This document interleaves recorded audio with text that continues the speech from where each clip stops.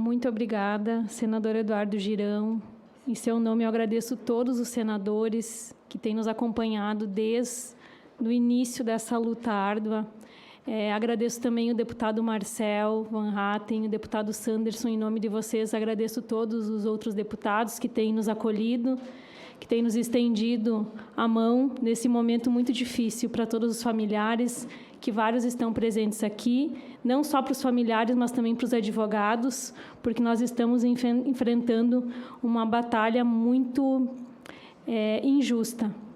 E eu acho que todos nós estamos aqui e nós temos o compromisso e nós temos a missão de mudar essa história, de mudar o rumo dessa história.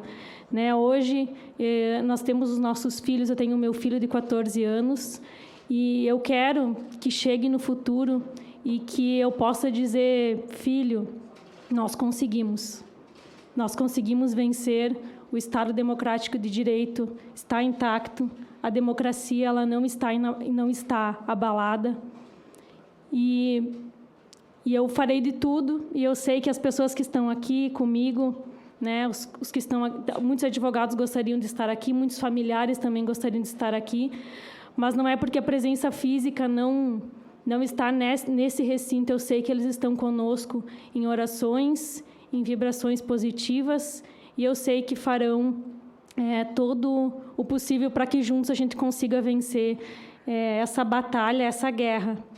Então, eu gostaria de pedir para que coloquem os slides que nós fizemos, por favor.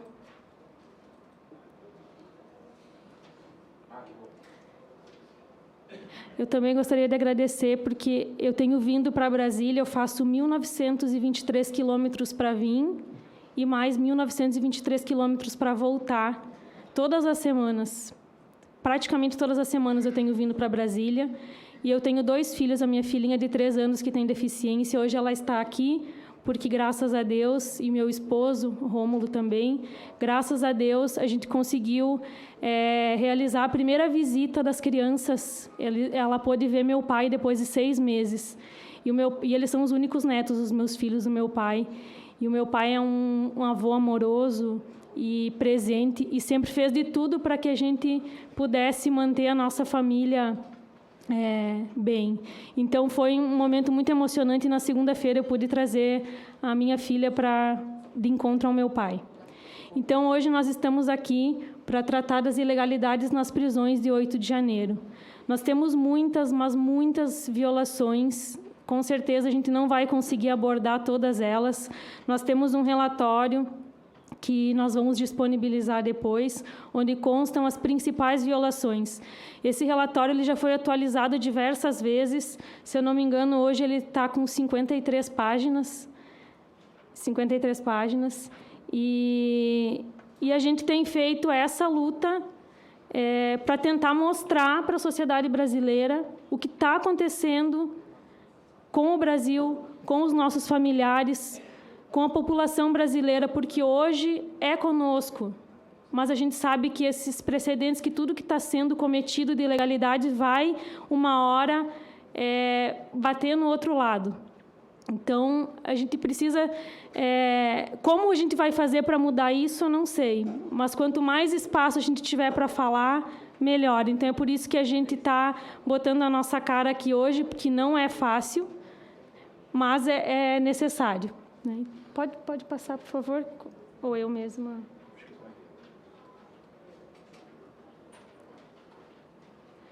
Então, antes, eu vou abordar mais as questões relacionadas às violações de direitos humanos que estão acontecendo. Depois, a doutora Carolina ela vai abordar mais as nulidades e as ilegalidades do processo. Mas, antes de falar... eu preciso ler para vocês o conceito jurídico de tortura segundo a Convenção Interamericana para Prevenir e Punir a Tortura, do qual o Brasil é signatário, o Decreto 98.386 de 89. Para os efeitos dessa convenção, entender-se-á por tortura todo ato pelo qual são infligidos intencionalmente a uma pessoa penas ou sofrimentos físicos ou mentais, com fins de investigação criminal, como meio de intimidação, como castigo pessoal, como medida preventiva, como pena ou como qualquer outro fim. Entender-se-á também como tortura à aplicação sobre uma pessoa de métodos tendentes a anular a personalidade da vítima ou a diminuir sua capacidade física e mental, embora não causem dor física ou angústia psíquica. A gente precisa falar dos dispositivos do qual o Brasil é signatário, para que a gente possa demonstrar na prática o que está acontecendo hoje. Por favor. Então, a gente vai dividir em alguns momentos para tentar demonstrar o mais claro possível para todos vocês o que está acontecendo. Então, no dia 8 de janeiro, eu lembro que quando começaram a chegar as imagens lá de todo aquele cenário de guerra, foi muito assustador, e eu me lembro que a nossa família, nós nos ajoelhamos e ficamos desesperados, porque nós sabemos que os nossos familiares, que as pessoas que foram para lá, vieram aqui para Brasília, não tinham essa intenção, não vieram para esse absurdo que aconteceu. E, desde já, eu digo para vocês que nós não estamos aqui para defender quem cometeu um crime, né, para quem vandalizou, mas a gente quer que essas pessoas tenham também o direito a se defender. É por isso que os advogados lutam, a gente tem esse compromisso e essa missão. Então, mas que pague dentro das proporções dos crimes que cometeu. Não dizer que se houve uma tentativa de um golpe de Estado no Brasil é muito grave, com estilingue e bolinha de gude. Parece uma piada, mas é isso que tem.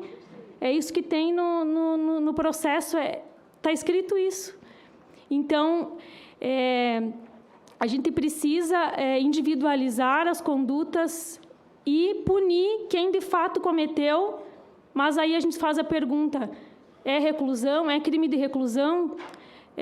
Não existe hoje nada que desabone a conduta dos nossos familiares para eles estarem 6 meses presos. É uma prisão completamente ilegal. E eu tenho certeza que nós vamos conseguir demonstrar, e estamos aqui para isso. Então, no dia 8, como nós estamos vendo agora nos depoimentos das testemunhas da acusação, nós até fizemos um compilado de uma das audiências, 3 horas nós transformamos em 20 minutos, e ali fica muito claro as respostas das testemunhas da acusação sobre um pequeno grupo que vandalizava, enquanto um outro grupo filmava, o outro grupo orava, e eles respondem assim que as bombas elas eram jogadas de cima para baixo por helicópteros. E uma das perguntas feitas que nós temos nesse vídeo compilado é se o ambiente ali fora, se existia como as pessoas ficarem ali fora. Se poderiam ter pessoas corrido para se abrigar dentro dos prédios onde não se tinha o gás, enfim. E o próprio policial do GSI, que estava dentro do prédio desde as 7 horas da manhã, ele fala que sim, que poderiam existir pessoas que entraram para se abrigar. E a gente sabe que isso aconteceu. A verdade é essa, né? Então, a ordem também que eles falam, as testemunhas da acusação falam, é que foi para prender todo mundo. O grupo que vandalizou, ele não foi separado dos que estavam lá orando, que entraram para se abrigar, ou que estavam lá filmando, que nunca tinham vindo para Brasília, que foram colocados para dentro, né? Tinha um senhor idoso que estava ali do lado de fora, estava realmente muito perigoso ali, ele acabou sendo levado para dentro, né? Então, a verdade é essa, e a gente tem certeza que vai aparecer, como já está aparecendo nesses depoimentos, e a gente se pergunta por que essas pessoas continuam presas, mesmo depois de todas essas audiências que vêm acontecendo ao longo dessas últimas 2 semanas. Então, as prisões aconteceram no dia 8, foram as pessoas que estavam na Praça dos Três Poderes, né, no Palácio do Planalto e no Senado Federal. Essas pessoas elas ficaram mais de 20 horas sentadas, muitas horas algemadas para trás, depois que elas tiveram autorização para serem algemadas com a mão para frente. Ali eram muitos idosos, tanto que os policiais falam isso no depoimento, que teve algumas pessoas que precisaram de ajuda para subir nos ônibus. Né? Tem um policial que ele fala isso, ele reforça isso todos os depoimentos, que a pergunta é feita. Então, assim, para vocês terem noção das pessoas que estavam ali. Então, as pessoas foram encaminhadas para a delegacia, elas ficaram muitas horas sem se alimentar. Para ir ao banheiro, elas tinham que pedir mais ou menos 5 ou 6 vezes para alguém retirar a algema para poderem ir no banheiro. E por volta das 10 horas da manhã, então, mais ou menos, elas foram encaminhadas aos presídios da Papuda e da Colmeia. Eu me recordo que eu chego em Brasília às 8 horas da manhã da segunda-feira e eu sabia que meu pai estava sem algumas medicações controladas, e quando eu falo isso que aconteceu com meu pai, é porque eu sei que aconteceram com outras pessoas. Porque como tem muitos idosos, a maioria das pessoas tem comorbidades e tomam medicações controladas. E essas pessoas ficaram sem acesso às medicações vários dias. Eu lembro que eu cheguei e comprei a medicação e fui até a Polícia Civil, que eu tive informação de que meu pai estava lá. E eu lembro de eu chegar e, pela primeira vez, eu uso a minha carteirinha da OAB em 8 anos. Eu, me formei e nunca tinha advogado. Então, eu entro na sede da Polícia Civil e eles já estavam dentro dos camburões.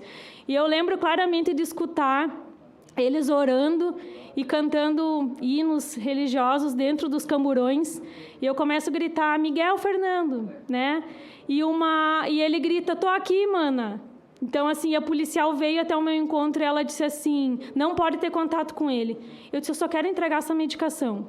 Por favor, faça chegar a ele. Até hoje, a medicação não chegou. Né?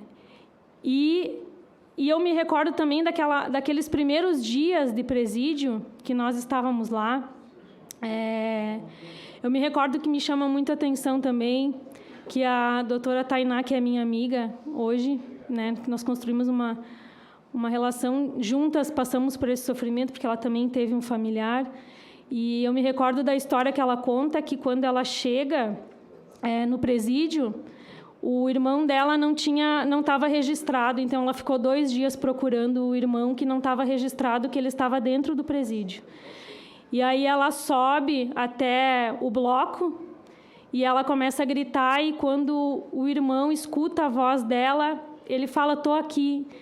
Aí aquele alívio de saber que uma pessoa de tão boa índole está lá, e naquele momento a irmã estava lá para poder acolher e entender e explicar, porque ninguém entendia, né? Tanto que, agora, voltando um pouquinho, quando eu estava indo para Brasília com meu irmão, meu pai disse assim, mana, não vem, a estrada é perigosa, e isso aconteceu com outras pessoas, por isso que eu relato o meu caso, porque amanhã a gente vai sair.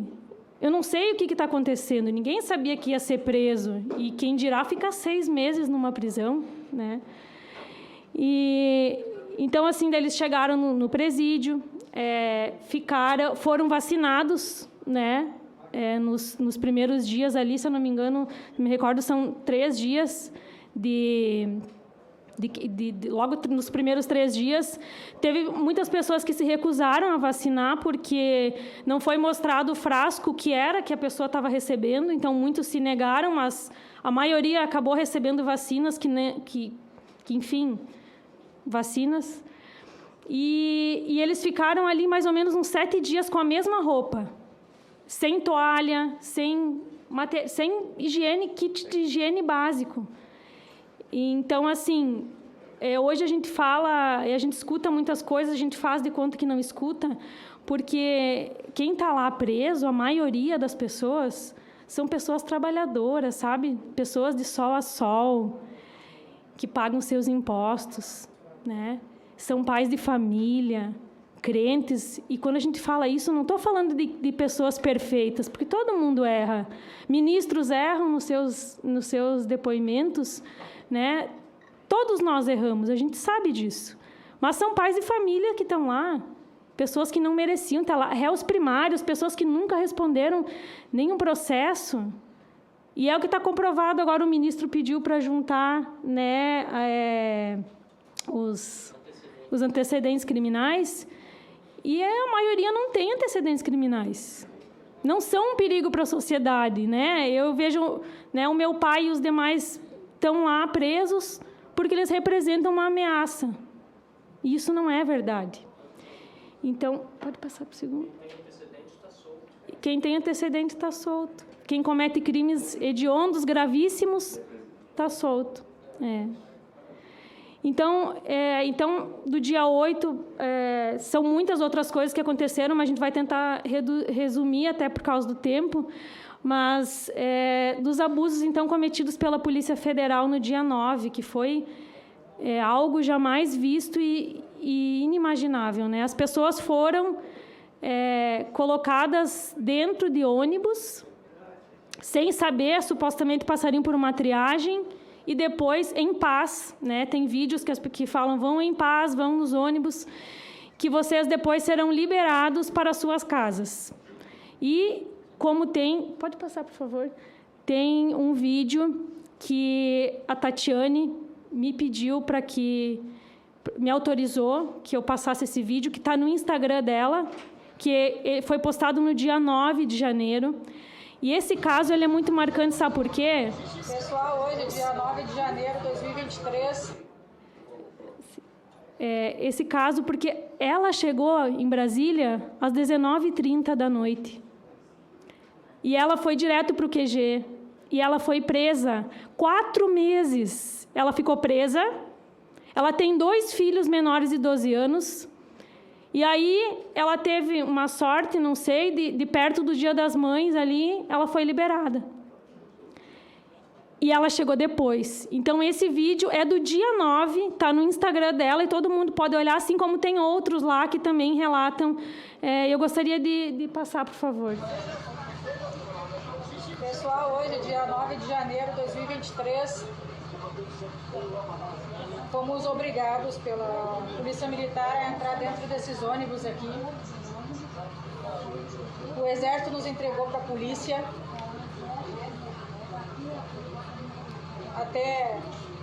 Até uma hora atrás a gente confiava no Exército,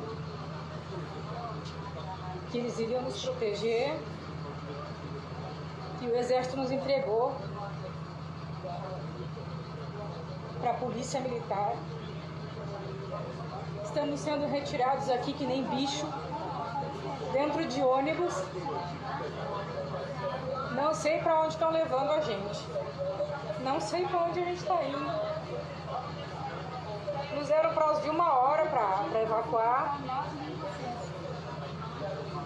Estamos cercados aqui, vou mostrar para vocês. Estamos no ônibus aqui. Estamos cercados.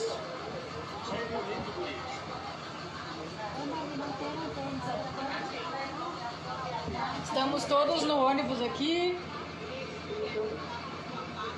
Estamos esperando para ver para onde é que vão nos levar agora. Tá bem. Obrigada. Então, ela chegou, assim como aconteceram outras pessoas, parece que tem uns ônibus de outros estados, acho que, se eu não me engano, não sei, Espírito Santo, chegaram outras pessoas também, e elas foram colocadas todas dentro do ônibus, todas as pessoas que ficaram orando na frente do QG por 60 dias, onde não tinha um papel de bala no chão. Essas pessoas foram colocadas dentro dos ônibus e foram levadas para a sede da Polícia Federal. E elas ficaram das 8 da manhã até 1h30 da tarde, sem água, sem comida, sem banheiro.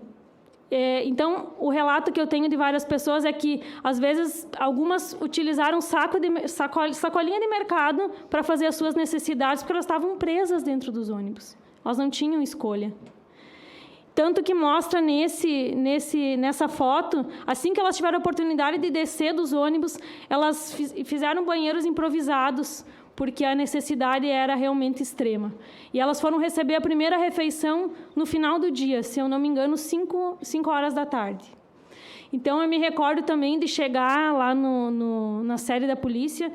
Eu lembro hoje, parece um filme, porque... ninguém sabia o que estava acontecendo. Eu não sabia Eu, na minha ingenuidade, não sabia que aquelas pessoas já estavam presas, mas elas estavam presas desde as 8 horas da manhã e algumas demoraram até 3 dias para receber a voz de prisão. Então, eu me recordo que tinha uma fila para triagem e eu me recordo assim, daquela multidão de pessoas orando, ajoelhadas, cantando, com medo, os helicópteros em cima. Era um pavor. E eu me lembro que tinha uma fila, uma triagem, que a gente acompanhava, assim, algumas pessoas tinham advogados, a maioria não tinha, mas a gente passava por aquela fila e tinha várias salas, uma sala para revista, outra para identificação, aí chegava no final do corredor, aí tinha uns delegados que diziam assim, se tu vai para a esquerda, tu está sendo liberado, eles te colocavam dentro de um ônibus e te levavam para a rodoviária. A pessoa, né, se virava como ela ia embora. Eu sei porque aconteceu com algumas pessoas da nossa região, aconteceu isso. Então, o que a gente está falando aqui é o que aconteceu e a gente pode provar. Ninguém vai falar nada que não se tenha provas, tá? E quando ia para o lado direito, a gente entrava numa sala com mesas escolares cheias de delegados, com uma nota de culpa pronta, com crimes gravíssimos. E eu me lembro que a primeira pessoa que eu acompanhei, então, para o lado direito, eu cheguei, tá, mas o que está acontecendo aqui? Não, está sendo preso. Aí foi dada a voz de prisão para a pessoa. Então, assim, aí o desespero tomava conta, a gente precisava ser um pouco psicólogo, um pouco advogado, um pouco amigo, sabe? Eu, assim, até hoje, a gente fica tentando digerir tudo o que aconteceu e assimilar para poder transmitir isso da melhor maneira. E pode passar, por favor. Então, aqui tem uma prova... Um videozinho, por favor, se puder colocar. Boa! Deixa eu filmar ali essa comidinha.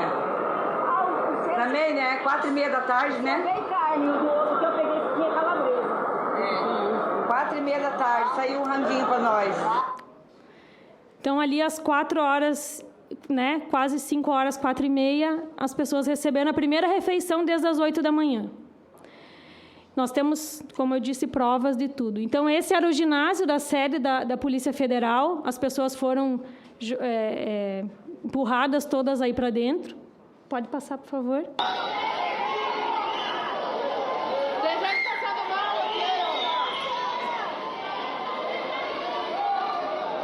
Pode passar, por favor. Eu acho que eu já... Então, eram essas as condições em que as pessoas que...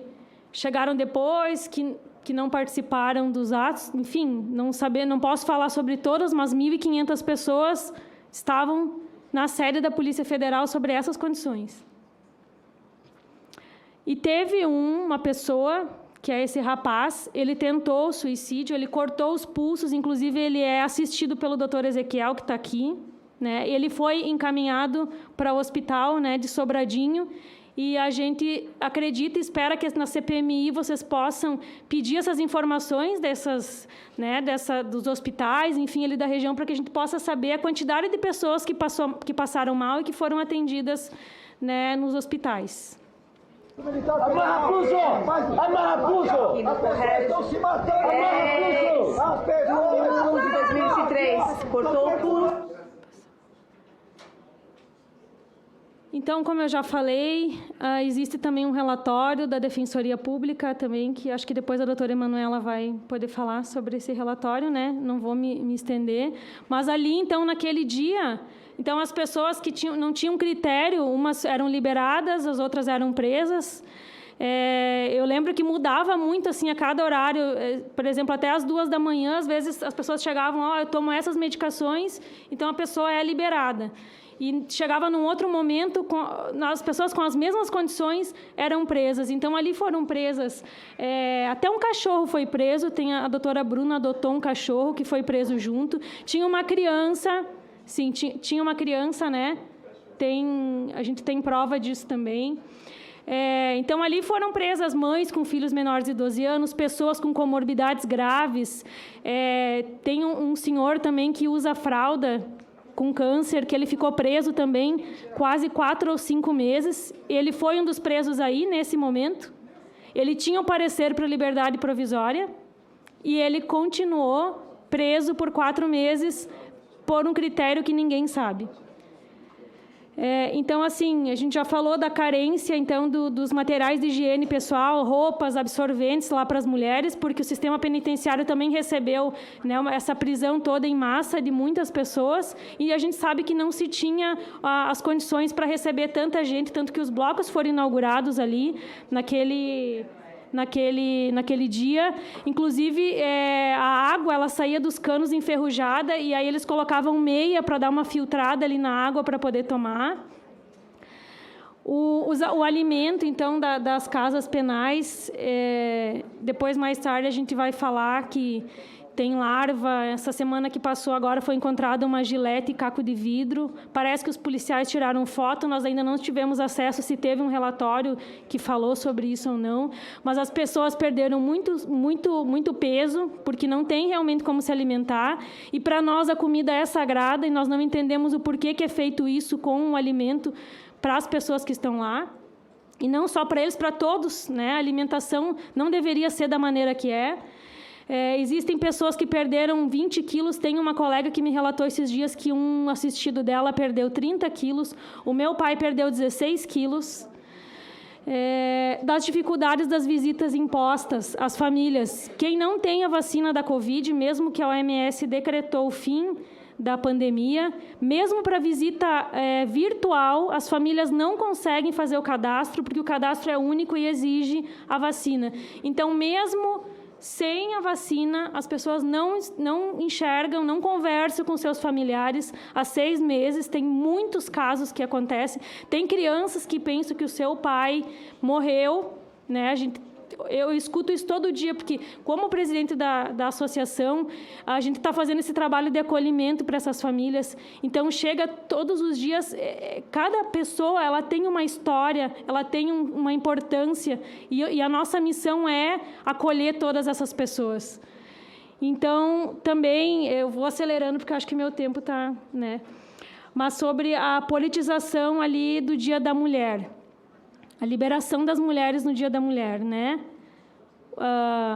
Isso é um absurdo, porque nos faz questionar qual é a legalidade das prisões dessas mulheres, se foi utilizado a artimanha de liberação dessas pessoas no Dia da Mulher.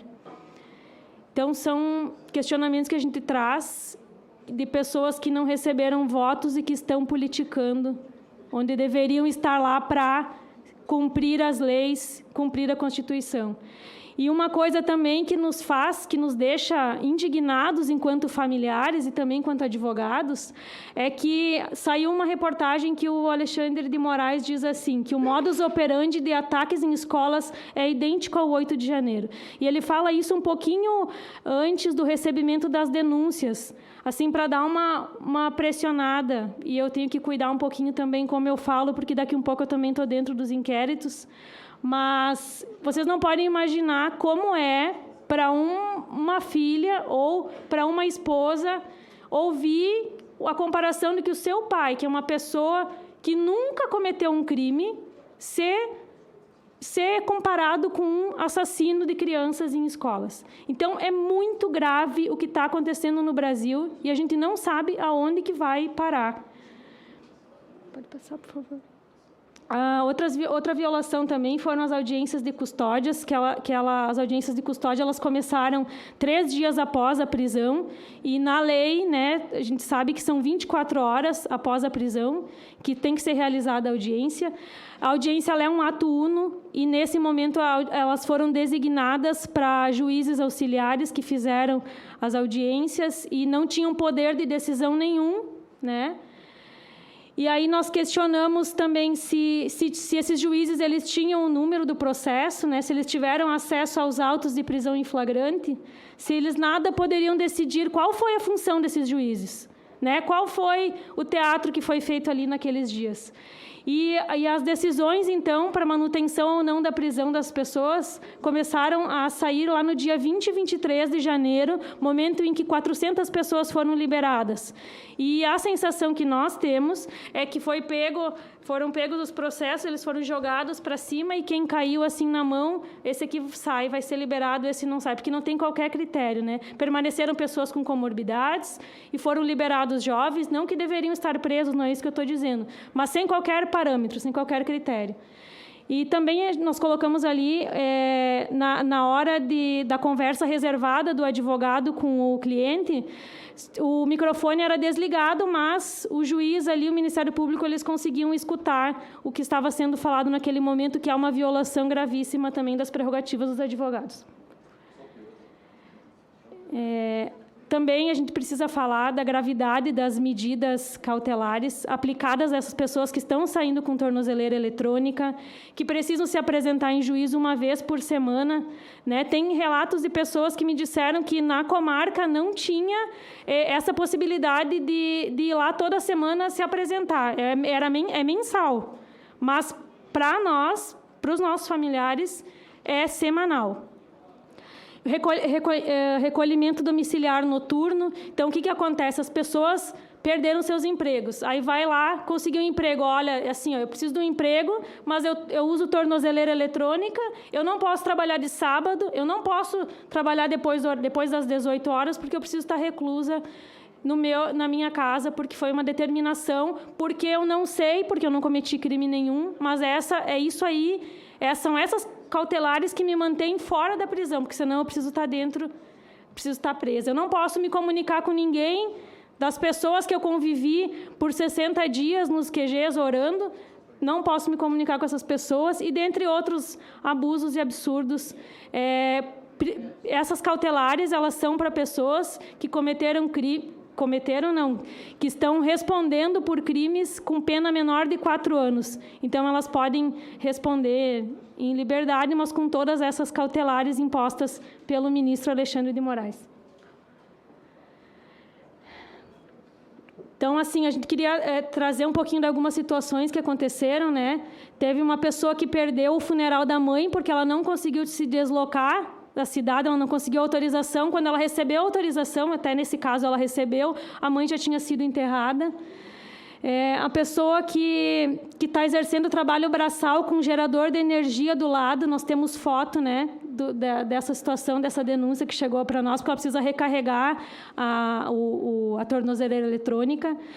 A pessoa que precisou de autorização para acompanhar o parto dos filhos, pessoa que precisou de autorização para retirá-la da tornozeleira para realizar uma cirurgia. E tem também o senhor de 74 anos que ficou por 3 meses pedindo autorização para ir no casamento da filha. A filha está aqui, e ele tem 74 anos, e ele não pôde ir no casamento da filha. Depois a gente convida ela, se ela quiser falar algumas coisas no final. Pode passar. A gente sabe que existem muitas outras violações, situações graves. Nós temos aqui os laudos, perícia forense, de um rapaz que é autista, Jean. Ele está preso até hoje também. Ele só pede para... Por que eu estou aqui? Eu só quero voltar para casa e ver a minha mãe. Então, assim, nós estamos fazendo agora uma corrente aí, porque é um absurdo. Onde estão os defensores, né, que permitem esse absurdo, um autista estar preso lá até hoje? Tem mais 4 mães com filhos menores de 12 anos que permanecem presas. Onde estão? Cadê a OAB? Né? Onde estão os defensores das crianças e adolescentes? É muito, muito, muito sério. Então, assim, os dispositivos que foram violados, a Declaração Universal dos Direitos Humanos, Convenção Americana dos Direitos Humanos, o Pacto de São José da Costa Rica, Convenção Interamericana para Prevenir e Punir Tortura, Pacto Internacional sobre os Direitos Civis e Políticos. Aí a pergunta que todos estavam fazendo: cadê os direitos humanos? Cadê a OAB? 1º de fevereiro, procuramos a Comissão de Direitos Humanos da OAB, que não tem competência, mas ainda nos ajudou de certa forma. Dia 14 de fevereiro, procuramos a ouvidoria da OAB, sem resposta até o momento. 14 de fevereiro, Conselho Federal da OAB, sem resposta. 28 de fevereiro, Ministério dos Direitos Humanos, sem resposta. 26 de fevereiro, Vara das Execuções Penais do Distrito Federal, gerado pedido de providências. 11 de abril, leitura da carta aberta das famílias em frente ao Conselho Federal da OAB, sem resposta. 7 de março, reunião com presidentes da Comissão Nacional de Prerrogativas e Valorização da Advocacia, Dr. Ricardo Breyer, doutora Cristina Lourenço, doutora Priscila Lisboa, sem resposta. Entrega de relatório sobre as violações na Frente Parlamentar da Advocacia. Tivemos a oportunidade de conversar com o Dr. Beto Simonetti, o presidente da OAB. Reunimos vários advogados ali, explicamos a situação para ele e entregamos o relatório sem resposta. Entrega de um relatório no evento da Abracrim, que aconteceu, 30 anos da Abracrim, nós fomos lá, eu e o doutor Ezequiel, entregamos o relatório das violações a vários juristas, pedindo, por favor, juristas, por favor, olhem o que está acontecendo no Brasil, tomem um posicionamento, façam alguma coisa. E entregamos também para o vice-presidente do Conselho Federal um relatório em mãos, sem resposta. Tivemos uma reunião no gabinete da ministra Rosa Weber, também mandamos memoriais para ela por e-mail. Não tivemos com ela a reunião, foi com o juiz chefe do auxiliar, juiz-chefe do gabinete dela. E também participamos de um evento que teve aqui há poucos dias atrás, e eu pude entregar em mãos um relatório para a ministra Rosa Weber. Eu fui ao encontro dela, fui correndo atrás dela e disse: ministra, por favor, nos dê atenção e veja o que está acontecendo com o Brasil, com as pessoas e com o STF, o que está acontecendo lá dentro, enquanto você ainda é presidente, por favor, tome alguma medida. E aí, no dia 28 de abril, então, nós resolvemos fundar a ASFAV, Associação dos Familiares e Vítimas de 8 de janeiro, para que a gente pudesse dar voz a essas famílias e estar em momentos como esse. Pode passar, por favor. Aí, outros órgãos acionados foi a Secretaria da Administração Penitenciária, a SIAP, o Governo do Distrito Federal, a Associação Brasileira dos Advogados Criminalistas, que é a Abracrim, Ministério Público, a PGR, Poder Legislativo Federal, Poder Executivo Federal e Poder Judiciário. Então, assim, eu finalizo a minha fala, só vou... Alguns momentos aqui, algumas coisas que eu preciso dizer também, que nós não somos números, né? Nós não somos números de uma ação penal onde está tudo generalizado, né? Nós somos pessoas, são pais de famílias. Tem o Ezequiel, que tem 5 filhos, ele é o único provedor da família, ele permanece preso. Jaqueline, que é cuidadora da mãe com câncer, está presa. Seu José, que é casado, pai de 3 filhos, trabalhava 32 anos na mesma empresa, ele foi demitido, e o valor da FGTS foi bloqueado. Também uma das coisas que aconteceram foram que as contas das pessoas foram bloqueadas, os bens foram bloqueados. Tem uma família que me procurou, que foi vender a moto para poder botar comida na mesa, porque o marido era caminhoneiro e não tem como trabalhar. E a moto, o bem estava bloqueado e ela não conseguiu realizar a venda. Então, tem também o Tiago, que o filho acha que o pai morreu. Ele fica lá, o pai tem uma sala com antiguidades, ele fica lá lustrando os objetos do pai, e como que vai dizer que o pai não morreu se o pai está preso e ele não tem a vacina, a esposa não tem a vacina, não sabe, não conseguiu visitar o pai, não tem como. Como que tu vai provar para uma criança, né? Como o caso da Agnes ali, depois ela vai poder falar, e do irmão. Como que a gente vai provar que os pais não morreram, né? É a nossa palavra. As crianças viram nos noticiários as bombas caindo, o pai estava em Brasília. A notícia era um cenário de guerra. Aí tu vai explicar para o teu filho que não aconteceu nada naquele dia, se o pai não voltou para casa. Lucas também, um pai dedicado e amoroso com a família. Douglas, mesma coisa, pai de 3 filhos. Tem o Lucas, que estava prestando um concurso público, que juntou todas as provas no processo e que permanece preso. Ele chegou depois ali e naquele cenário ali acabou, não sei, não sou advogada dele, não sei o que aconteceu de fato, mas ele comprovou no processo que chegou ali naquele momento e está preso até lá. Também tem uma criancinha pequena.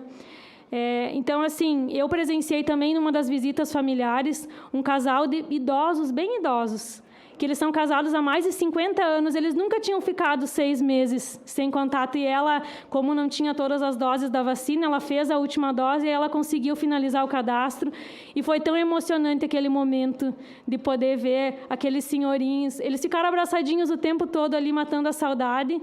Então, é muito dolorido o que a gente tem vendo. Tem um estrangeiro também preso, de Portugal, que também tem filho menor, tem esposas gestantes, tem pais que o filho nasceu que não conheceu o seu filho, tem pais que o filhinho começou a caminhar, mães, avós, que a criança começou a caminhar e todo mundo está perdendo, né? Essa fase. São 6 meses. O senhor de 72 anos que permanece preso, são 6 meses da vida dele que ele deixou de estar no convívio do lar. Não só ele, todos que estão presos ilegalmente e injustamente, que merecem um julgamento justo devido ao processo legal, o respeito às leis.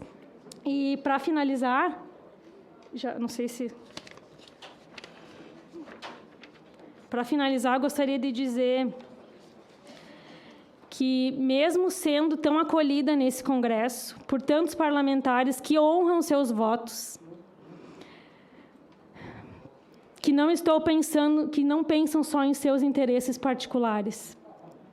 Por algum tempo, eu tive muito medo do autoritarismo, e ele me calou, mas algo me fez refletir, me deu forças para hoje estar aqui nesse lugar e representando um papel tão especial e tão importante que é de representar essas famílias. Eu sinto a mesma dor que vocês.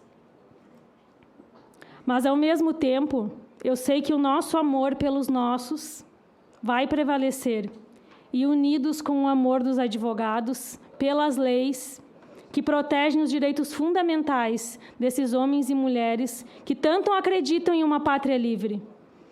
O que me trouxe essa reflexão foi um discurso que eu ouvi no Fórum da Liberdade, em que eu tive a oportunidade de ir com o deputado Marcel Van Hatten. Discurso proferido pelo vice-presidente de Porto Alegre, vice-prefeito de Porto Alegre, Ricardo Gomes, e que diz assim, foi ele quem disse: eu vim dizer aqui com todas as letras ao STF, vocês não vão nos calar. E se tentarem nos calar, descobrirão que nesse país há pessoas que, pela liberdade, empenharão as suas vidas, as suas fortunas e a sua sagrada honra. Eu espero verdadeiramente que esse discurso do senhor Ricardo, ele ecoe nos ouvidos de todos aqueles que experimentam o mesmo medo que outrora eu senti, e que seja impulsionador pela luta da tão sagrada liberdade. Nós não estamos pedindo privilégios. Nós estamos pedindo o direito de defender e de ser defendido. Obrigada.